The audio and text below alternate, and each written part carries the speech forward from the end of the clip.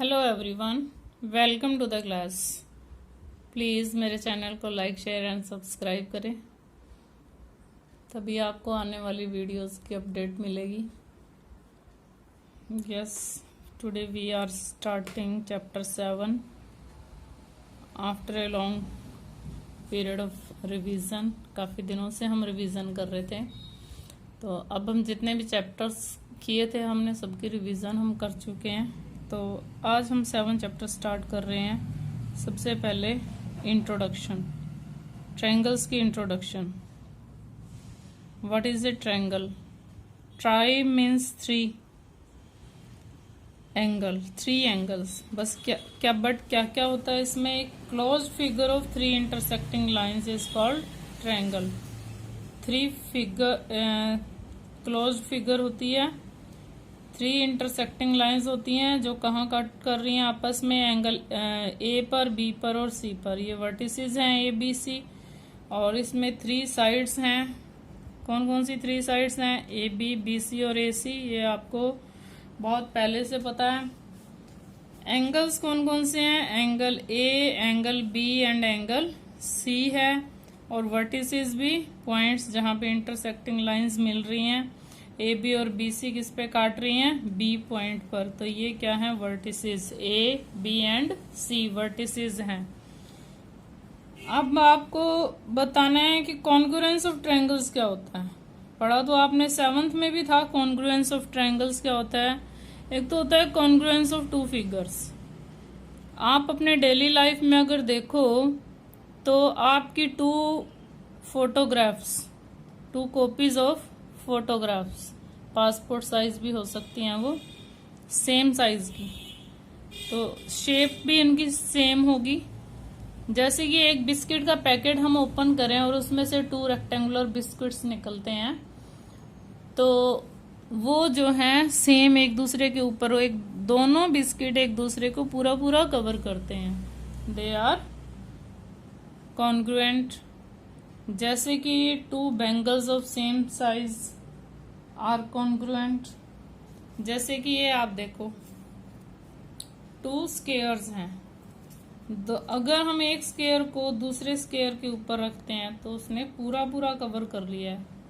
ये 2 स्क्वायर्स हैं, एक के ऊपर हमने दूसरे को रखा तो पूरा पूरा, हर कॉर्नर ने हर कॉर्नर को पूरा पूरा ढक लिया है। तो ये फिगर्स क्या हैं? कॉन्ग्रुएंट। बट अगर हम एक स्मॉल ले लें और एक बिग ले लें थोड़ा सा, ये देखो ये पूरा पूरा कवर नहीं किया है, ये थोड़ा सा लार्जर है और ये स्मॉलर है। इनकी साइड्स का डिफरेंस है, तो साइड सेम आनी चाहिए। कुल मिला के same size and same shape, same size and same shape होनी चाहिए कॉन्ग्रुएंसी में। अब ये क्या है? ट्रायंगल्स। 2 फिगर्स नहीं है। फिगर्स में तो जैसे आपके 2 सर्कल्स भी आ जाएंगे, but of same size, same side. ये भी मान लो 2 सेंटीमीटर है और ये भी 2 सेंटीमीटर है, तो ये दोनों एक दूसरे को कवर करेंगे क्योंकि इनके एंगल्स तो सारे 90-90 के होते ही हैं। सेम शेप कब होगी? जब सभी एंगल सेम होंगे। और सेम साइज का क्या मतलब है? साइड सेम होगी। अब मान लो एक तो 2 साइड का और एक 4 साइड का है। मान लो इसकी 2 सेंटीमीटर साइड है और इसकी 4 सेंटीमीटर है, तो एक दूसरे के ऊपर जब हम इनको रखेंगे तो ये पूरा पूरा कवर नहीं करेंगे। 4 के 4 कॉर्नर से एक दूसरे के ऊपर नहीं आएंगे, ओनली 1 कॉर्नर ही आ सकता है। इस कॉर्नर को हम इस कॉर्नर पे रखेंगे तो ये यहाँ तक ही आएगा, बस इतना ही आएगा, इसको कवर करेगा। सेकेंडली 2 सर्कल्स हम अगर लें, अगर इन दोनों सर्कल्स की रेडियाई सेम है, 1 सेंटीमीटर के रेडियस हैं, तो ये क्या है? कॉन्ग्रुएंट। बट एक अगर स्मॉलर है और एक लार्जर है तो ये कॉन्ग्रुएंट नहीं है। तो कॉन्ग्रुएंस की डेफिनेशन क्या है? Same shape and same size, figures of same shape and same size। आप सेम शेप की होनी चाहिए और सेम साइज की होनी चाहिए। अब भाई हमें तो करना है ट्रायंगल्स का कॉन्ग्रुएंट, तो अगर हम एक ट्रायंगल को दूसरी ट्रायंगल के ऊपर पूरा पूरा रख दें, ये आपकी टू ट्रायंगल्स हैं, let this is A B C and this is P Q R. आपके पास टू ट्रायंगल्स हैं A B C and P Q R. अगर आप पी क्यू आर को ए बी सी के ऊपर रख देते हो, देखो सारे कॉर्नर एक दूसरे के ऊपर आ गए हैं। ये देखो, ये टू हैं, टू ट्रायंगल्स हैं। अगर दोनों को सुपर पोज करें, एक दूसरे के ऊपर रख दें और हर कॉर्नर उस ए बी सी का और पी क्यू आर का एक दूसरे के ऊपर आ जाए, उसको पूरा पूरा ढक ले, ये तभी ढकेगा अगर सेम शेप का है, सेम सभी एंगल सेम है, सभी साइड सेम है। अब अगर मैं कोई डिफरेंट ले लेती हूँ इसमें, मान लो मैं, देखो ट्रायंगल तो ये भी है, अगर मान लो मैं ये वाली ट्रायंगल ले लेती हूँ, ये देखो इसकी शेप कैसी है और इसकी कैसी है, इसको रख के देखो क्या ये सुपर, देखो एक भी कॉर्नर नहीं आ रहा किसी के भी ऊपर, कोई वर्टिसेस एक दूसरे को ऊपर नहीं ढक रहे हैं। अब मैं थोड़ी सी ये राइट एंगल ट्रायंगल ली है, ये भी क्या इसके ऊपर कवर करेगी पूरी, लेकिन अगर ये टू राइट एंगल ट्रायंगल लेते हैं और एक दूसरे के ऊपर रखते हैं, ये दोनों एक दूसरे को कवर क्यों कर रही हैं, क्योंकि इनके सभी एंगल्स भी इक्वल हैं। ये 90 का है और ये जितने भी हैं, बट ये दोनों एंगल सेम है, ये दोनों एंगल सेम है, इसलिए ये इसको पूरा पूरा ढक रही है। अगर टू ट्रायंगल्स हों सेम शेप की, सेम साइज की, देन दे आर कॉन्ग्रुएंट। अगर सेम साइज और सेम शेप की हैं, देन कॉन्ग्रुएंट का मतलब क्या है, equal in all respects, equal in all respects. All respects का क्या मतलब हुआ, अब ट्रायंगल में तो क्या होता है, 3 साइड्स होती हैं और 3 एंगल्स होते हैं, मीन्स 3 साइड्स इक्वल हों। अब साइड्स में भी कौन सी साइड्स, अगर हम इस ए बी को, ये 4 सेंटीमीटर है, ये 4.5 है ए सी और 5 है बी सी। अब यहाँ पे क्यू आर है 5 और ये है 4.5 और ये 4 है। अगर इस 4 वाली को 4.5 वाले के ऊपर रख दें, क्यू पी को अगर हम ए सी के ऊपर रख दें, तो फिर क्या ये कॉन्ग्रुएंट होगी। 4 सेंटीमीटर को 4 सेंटीमीटर के ही ऊपर रखना पड़ेगा, और अभी आपको देखना पड़ेगा कौन सा पॉइंट किसका कोरेस्पॉन्डिंग पॉइंट है। देखो ए सी और ए बी यानी कि 4.5 और 4 के बीच में ए आ रहा है, यहाँ देखो 4 और 4.5 के बीच में पी आ रहा है, तो पी यहाँ पे आ जाएगा। हम कोरेस्पॉन्डिंग पॉइंट्स देख रहे हैं कौन सा किसको कवर करेगा। अगर हम इस ट्रायंगल को उठा के इसके ऊपर रखें, तो कौन सा पॉइंट हम ए के ऊपर रखेंगे, पी पॉइंट। 5 और 4 के बीच में क्यू पॉइंट है, यहाँ देखो 5 और 4 के बीच में कौन सा पॉइंट है, बी पॉइंट है, क्यू को हम बी के ऊपर रखेंगे।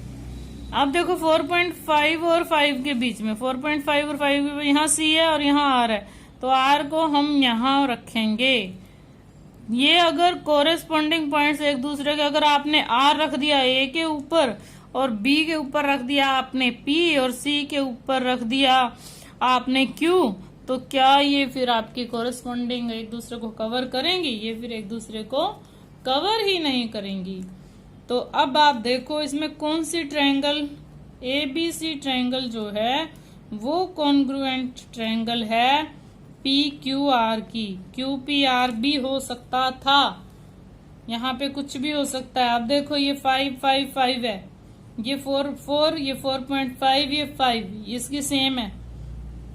इसको देखो आप, ये आपका एफ है, ये आपका ई है और ये आपका डी है।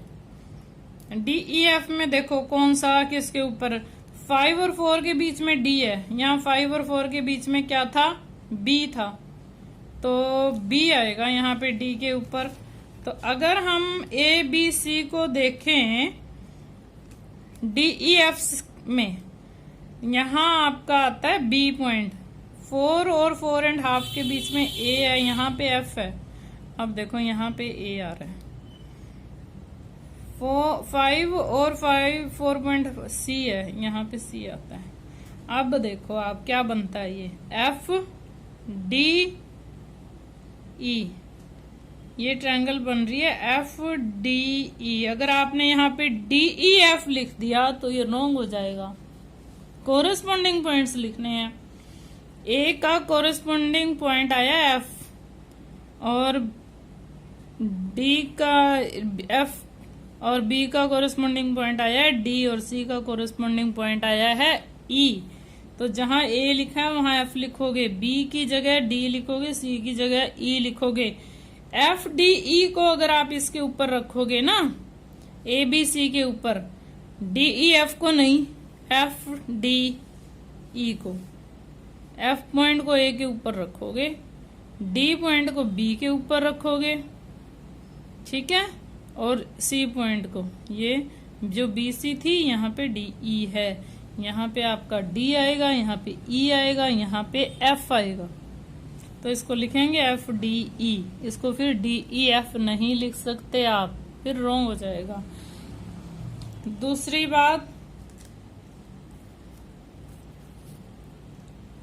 इन्होंने कवर कर लिया एक दूसरे को, पूरा लिखने का बता दिया मैंने। कोरेस्पॉन्ड्स कौन कर रहा है, ए कोरेस्पॉन्ड्स कर रहा है एफ को, बी कोरेस्पॉन्ड्स कर रहा है डी को, और सी कोरेस्पॉन्ड्स टू ई। इनको ऐसे भी लिखते हैं, कौन सा किसका कोरेस्पॉन्डिंग पॉइंट है। नाउ सीपीसिटी क्या होता है, सीपीसिटी अभी मैंने बताया आपको, कोरेस्पॉन्डिंग साइड्स। यहाँ पे कोरेस्पॉन्डिंग साइड बीसी की डीई है, बीसी है तो डीई है, BC is corresponds to DE। मैं इस वाले ट्रायंगल को ले रही हूँ, PQR वाले को नहीं ले रही हूँ क्योंकि वो सिंपल है। AC, जहाँ AC है वहाँ क्या आ रहा है, AC फर्स्ट और थर्ड, यहाँ पे FE आएगा, FE। और ये क्या है, AB, AB is corresponds to, AB की कोरेस्पॉन्डिंग साइड बनती है FD। कोरेस्पॉन्डिंग साइड कौन सी होती है कि अगर हम DEF को ABC के ऊपर रखें तो कौन सी साइड किसके ऊपर आएगी, कौन सा पॉइंट किसके ऊपर आएगा। F पॉइंट A के ऊपर आ रहा है, D पॉइंट B के ऊपर आ रहा है, E पॉइंट C के ऊपर आ रहा है। तो BC देखो किसके ऊपर आई, DE के। AC किस पे आई, FE के। और AB किसके ऊपर आई है, FD के। तो ये कोरेस्पॉन्डिंग साइड्स हुई, जो जिसको कवर करेगी पूरा पूरा वो उसकी कोरेस्पॉन्डिंग साइड्स होगी। तो सीपीसिटी का मतलब क्या होता है, कॉन्ग्रुएंट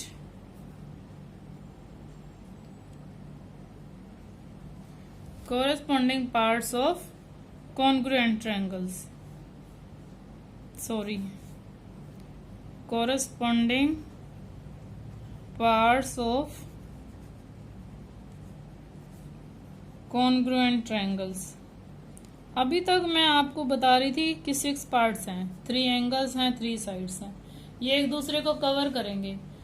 बट जो हमारे यहाँ पे 3 क्राइटेरियाज जो भी यूज हो रहे हैं उसमें आपको सिर्फ 3 थिंग्स ही काफी रहेंगी। 3 थिंग्स का मतलब है, जैसे एस से एस है, हमारा एक क्राइटेरिया यहाँ पे एस से एस गिवन है। एस मीन्स साइड, ए मीन्स एंगल, और एस मीन्स विद साइड। मतलब अगर 2 साइड के बीच का एंगल इक्वल है दूसरी साइड के, देखो अभी आपको मान लो ये दी हुई है और ये वाला एंगल इस वाले एंगल के इक्वल दिया हुआ है, मतलब आपको दिया हुआ एंगल ए और एंगल एफ इक्वल है। आपको पता है कि जो ए बी है वो एफ डी के इक्वल है और ए सी जो है एफ ई के इक्वल है। दोनों ट्रायंगल की साइड एंगल, साइड का मतलब है एक ट्रायंगल की 2 साइड के बीच का एंगल दूसरे ट्रायंगल की कोरेस्पॉन्डिंग साइड्स और उनके इंक्लूडेड एंगल के इक्वल हो। तो सिर्फ 3 थिंग्स आपकी सफिशिएंट है, 3 पार्ट्स सफिशिएंट है। अगर आपको ये 3 पार्ट्स इक्वल आ जाएं, कौन जो क्राइटेरिया दिए होंगे सिर्फ वही क्राइटेरियाज में एस से एस होता है, एस एस ए कभी नहीं होता, कभी भी नहीं होता। ASS नहीं होता कभी भी, ये दोनों बिल्कुल भी नहीं होते।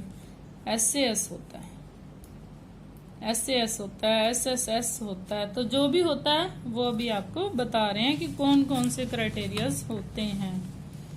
सबसे पहले आपकी एक्सियम है 7.1। 6.1 भी एक एक्सियम थी लीनियर पेयर वाली कि एक साइड दूसरी साइड पे खड़ी है तो लीनियर पेयर इस तरह से जो बने टू एंगल्स हैं उनका सम 180 होता है। अब यहाँ पे एक्सियम 7.1 क्या है? एक्सियम का मतलब क्या होता है? A saying that is widely accepted on it's sound merits, जिसको हमने पहले से ही ट्रू माना हुआ है कि यही ट्रू है। हमने इस रिजल्ट को ट्रू माना हुआ है कि two triangles are congruent if two sides and included angle of one triangle are equal to the two sides. मैं यहाँ पे आपको बना रही हूँ, ये टू साइड्स बना रही हूँ। ये मेरे को लगता है थोड़े छोटे बड़े हो गए बनाने में। ABC और ये PQR ये इक्वल दिया हुआ है, इधर ये इक्वल दी हुई है, BC दी हुई है इक्वल QR के। देखो ये दो साइडें, इनका बीच का एंगल, और ये भी दो साइडें और इनका बीच का एंगल इक्वल है, तो ये ट्रायंगल्स कॉन्ग्रुएंट हैं। लिखते कैसे हैं? Triangle ABC is congruent to triangle PQR। इस तरह से ये साइन लगा के ऐसे, और टू एक इक्वल टू का साइन लगाना है, इसको बोलते हैं कॉन्ग्रुएंट। क्या क्या इक्वल है? AB और PQ इक्वल है। इस ट्रायंगल की एक साइड लेनी है, दूसरे ट्रायंगल की कोरेस्पॉन्डिंग साइड लेनी है। यानी कि अगर इसको उठा के इसके ऊपर रखें तो PQ AB के ऊपर आएगी, तो AB और PQ इक्वल है, BC और QR इक्वल है। इंक्लूडेड एंगल मीन्स AB और BC के बीच का एंगल B है, और इधर PQ और QR के बीच का एंगल Q है। B और Q एंगल इक्वल है। तो ये आपकी एक्सियम है। एक्सियम का मतलब है इसको हम एक ट्रुथ मान के चलते हैं कि ये तो ऐसा है ही, और इससे आपको बाकी सभी ट्रायंगल्स को प्रूव करना है, बाकी सभी ट्रायंगल्स को कॉन्ग्रुएंट प्रूव करना है। ये मान के चलना है कि SAS तो होती ही है दो साइड के बीच। अब मैं आपको एग्जाम्पल नंबर 1 करवा रही हूं, जिसमें हम यही लगा रहे हैं, SAS यूज करेंगे। कैसे यूज करेंगे? In figure 7.8 OA is equal to OB। OA और OB इक्वल दिए हुए हैं, OA और OB। दूसरा OD और OC इक्वल दिए हुए हैं, OD और OC। इस ट्रायंगल में OD है, इस ट्रायंगल में OC है। तो गिवन तो यही हो गया। गिवन लिखना सिखाया था वैसे मैंने आपको। गिवन क्या है? In triangle AOD and triangle BOC OA is equal to OB and OD is equal to OC। ये गिवन है। टू प्रूव क्या है? ये सारा टू प्रूव है, ठीक है। ये टू प्रूव लिखेंगे हम। इसके बाद to show that triangle AOD is congruent to triangle BOC। Second prove क्या है? AD पैरेलल टू BC भी आपको प्रूव करना है। हम क्या करते हैं प्रूफ में? देखो ऐसे कैसे, देखो टू साइड्स गिवन है। In triangle AOD and triangle BOC, हम दोनों ट्रायंगल लेते हैं। गिवन का यूज करते हैं। OA equal to OB, OC OD equal to, sorry इसमें OD है, OD equal to OC given है। अब देखो इसमें एंगल AOD पहले बना में ही पहले एंगल लेंगे। Angle 1 is equal to angle 2। ऐसे नहीं लेना कि BOC तो आपने बाद में लिखी है और यहाँ पे एंगल 1 लिख दोगे, यहाँ पे 2 लिख दोगे, तो फिर 2 एंगल 1 लिखना पड़ेगा। अगर यहाँ पे 1 लिया, AOD पहले लिया, तो AOD में ही एंगल 1 बना लो ताकि इजी हो जाए। वर्टिकली अपोजिट एंगल्स हैं ये। वर्टिकली अपोजिट एंगल्स तो आपने 6th चैप्टर में प्रूव किया है कि इक्वल होते हैं। Therefore triangle AOD is congruent to triangle BOC। क्यों है भाई? पहले आपको ये देना पड़ेगा। SAS congruency rule, SAS congruency rule से है, क्यों अभी अभी एक्सियम है ये एक्सियम है 7.1। तो देयरफॉर अब इसके कौन से एंगल हम लें कि इक्वल हो गए हैं ये angle 3 equal to angle 4, therefore angle 3 equal to angle 4 by CPCT से एंगल 3 और एंगल 4 इक्वल हो गए हैं। Therefore AD parallel to CB है या BC है? CB है, यहाँ तो AD है तो CB ही लेंगे, CB ही यहाँ पे जो फिगर बुक में दी हुई है उसके अकॉर्डिंग तो CB ही बन रहा है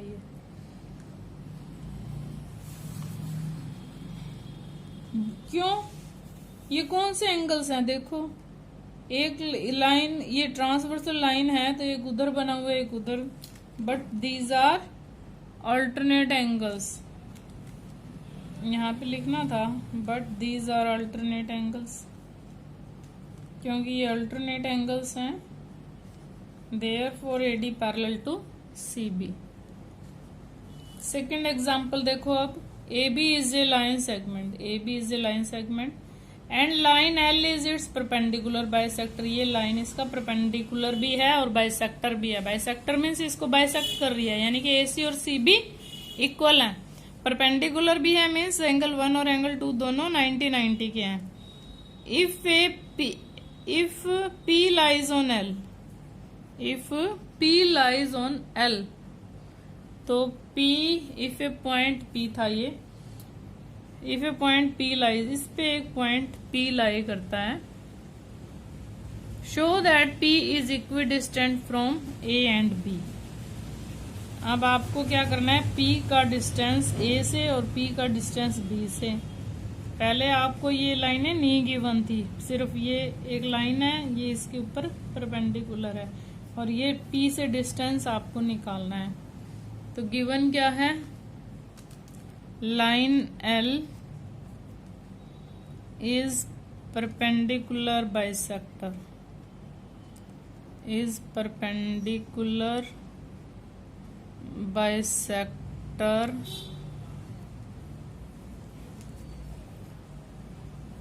of line AB लाइन का परपेंडिकुलर बाइसेक्टर है। Therefore AC equal to CB and angle 1 equal to angle 2।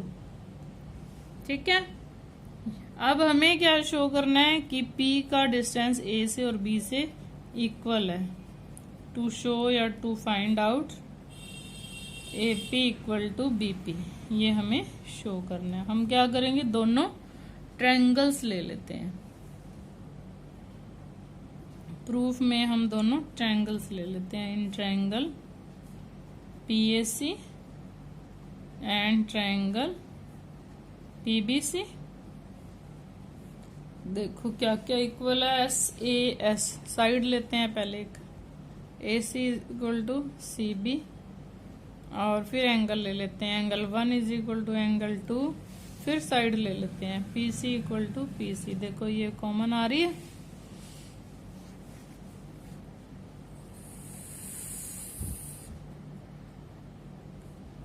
ये कॉमन है और बाकी सब गिवन है।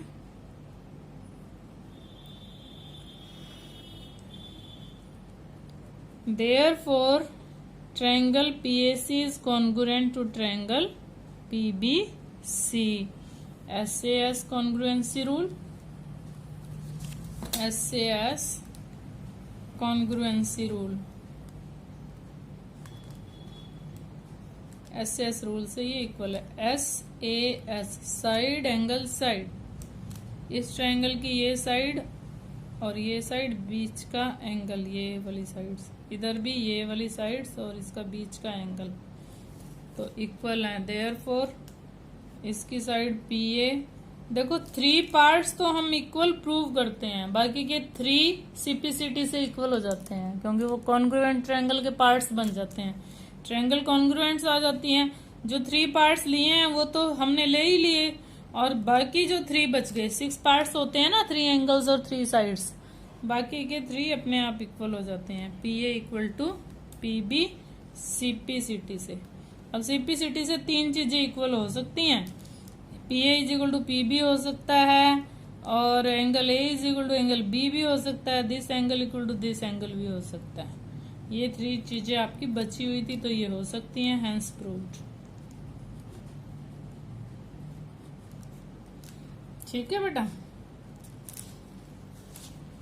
बिल्कुल इजी है। आपने AC और CB गिवन है यहाँ पे पहले से ही, AC और CB, एंगल 1 और एंगल 2 भी गिवन है, और एक कॉमन दिख ही रहा है हमें, PC इस ट्रायंगल में भी आ रहा है और PC इस ट्रायंगल में भी आ रहा है।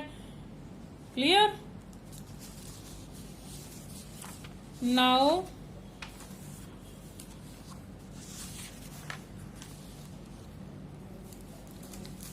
अब मैं आपको बता रही हूँ ASA congruence rule. ASA congruence rule अभी मैंने आपको बताया था SAS कॉन्ग्रुएंस रूल। SAS में तो क्या आता है, SAS में side angle side congruence rule holds but not ASS और SSA रूल नहीं होता है। ये मैंने आपको पहले भी बताया है कि ASS की एक एंगल हो और 2 साइड्स, जो एंगल है वो वाली साइड्स नहीं, दूसरी 2 साइड्स, 2 साइड लो और तीसरा ही कोई एंगल लो जिसमें वो दोनों साइड्स इंक्लूड ना हो। तो ऐसा कोई रूल है नहीं, ये रूल आप नहीं ले सकते। इससे आप कोई ट्रायंगल आपको देखना पड़ेगा कि जो कॉन्ग्रुएंसी रूल हैं वही अप्लाई किए हैं या नहीं किए हैं। क्लियर? अब थ्योरम नंबर 7.1 है। अभी एक्सियम 7.1 थी SAS, तो अब थ्योरम नंबर 7.1 है ASA एंगल साइड एंगल। बिल्कुल नाम से क्लियर है कि 2 एंगल्स के बीच की साइड, 2 एंगल्स के बीच की साइड कौन सी होती है? वही साइड होती है जो कि एंगल को बना रही है। ये देखो, मान लो आप ये वाला एंगल और ये वाला एंगल ले रहे हो, तो इन दोनों के बीच की ये वाली साइड बनती है BC साइड, साइड BC, और इधर से QR बनती है। तो आपको क्या क्या गिवन है? एंगल B और एंगल Q गिवन है, BC और QR गिवन है, B और C है, एंगल भी B और C, QR है, एंगल भी Q एंड R। तो ये आपको 3 थिंग्स दी हुई हैं, 3 पार्ट्स दिए हुए हैं। 2 एंगल्स बीच की side, angle side angle congruence rule. 2 triangles are congruent if 2 angles and included side of one triangle, 2 angles and included side, यही साइड लेनी है जिस पे दोनों एंगल्स बने हुए हैं, और दूसरे के कॉरेस्पॉन्डिंग एंगल्स और कॉरेस्पॉन्डिंग साइड्स। इसकी कॉरेस्पॉन्डिंग एंगल ये है, इसका कॉरेस्पॉन्डिंग एंगल ये है। कॉरेस्पॉन्डिंग मीन्स अगर हम PQR को ABC के ऊपर सुपर इम्पोज करें, उठा के रखें, तो कौन सा पॉइंट किसके ऊपर आएगा वो उसका कोरेस्पॉन्डिंग पॉइंट होगा। Q पॉइंट B के ऊपर आएगा, C पॉइंट R के ऊपर आएगा, तो यही आएंगे। BC QR के ऊपर आएगी तो BC is equal to QR होगा। एक रूल होता है AAS रूल, AAS रूल कि 2 triangles are congruent if any 2 pairs of angles and 1 pair of the corresponding sides are equal। इसमें क्या होगा, जो एंगल दिए हुए हैं AAS, मान लो ये वाला एंगल और ये वाला एंगल दिया हुआ है, ये दोनों एंगल दिए हुए हैं, तो कोई भी तीसरी साइड ही लेनी है, इस एंगल की और इस एंगल की, या ये दोनों एंगल दिए हुए हैं तो ये वाली साइड में से, ये वाली साइड छोड़ दो, इन दोनों में से एक लेनी है कोई भी। जो आप एंगल लोगे उस, जो जैसे B और C एंगल ले लिया आपने, इसमें भी B और C लिए थे, यहाँ भी B और C ले लेते हैं। Angle B equal to angle Q है, angle C equal to angle R है। अब साइड आपको कौन सी लेनी है, या तो AB और PQ लेनी है या फिर AC और PR। इन दोनों में से एक पेयर कोई सा भी आ सकता है, बट वो इंक्लूडेड साइड नहीं आएगी। बीसी और क्यूआर को छोड़ के दोनों में से कोई एसी और पीआर भी आ सकती है, एबी और पीक्यू भी आ सकती है। अब इस पे बेस्ड एग्जांपल नंबर 3 मैं आपको करवा रही हूं। Line segment AB is parallel to another line segment CD। ये AB और CD पैरेलल गिवन है, AB और CD पैरेलल गिवन है। O is the mid point of AD। AD का मिड पॉइंट है O। मिड पॉइंट है मतलब OA और OD इक्वल है, OA और OD इक्वल है। तो देखो हम क्या करते हैं,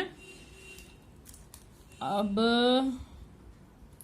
ये वाला और ये वाला एंगल कौन से एंगल बने, अगर ये गिवन क्या है। सबसे पहले तो मैं आपको गिवन बता देती हूँ कि AB और CD पैरेलल गिवन है, AB parallel to CD given है। दूसरा O is the mid point, यानी कि OA is equal to OD given है। हमें प्रूव क्या करना है, डायरेक्ट लिखा हुआ है triangle AOB is congruent to triangle DOC। सबसे पहले हम यही प्रूव करेंगे। सेकंड क्या प्रूव करना है, O is the mid point यानी कि OC is equal to OB भी हमें प्रूव करना है। प्रूफ हम क्या दे रहे हैं, सबसे पहले हम यूज कर रहे हैं AB पैरेलल टू CD का। AB पैरेलल टू CD है, अगर AB पैरेलल टू CD है, BC को हम ट्रांसवर्सल ले लेते हैं। BC is transversal. देखो ये टू साइड्स हैं, ये इसको काट रही है, then angle 1 is equal to angle 2। Therefore angle 1 is equal to angle 2। कौन से एंगल बने, वर्टिकली अपोजिट एंगल्स। क्लियर है, वर्टिकली अपोजिट एंगल्स बन रहे हैं, एंगल 1 और एंगल 2। अरे वर्टिकली अपोजिट एंगल्स, ये vertically opposite angles, alternate angles, sorry alternate angles. मेरे दिमाग में था कि वर्टिकली भी लेने हैं तो वही निकल गया। ये 3 और ये 4 वर्टिकली अपोजिट एंगल्स। अब हम साइड्स दोनों ट्रायंगल्स लेते हैं। In triangle AOB and triangle COD क्या क्या इक्वल है, सबसे पहले तो OA और OD इक्वल है। दूसरा एंगल AOB पहले लिए ना, तो angle 1 equal to angle 2, angle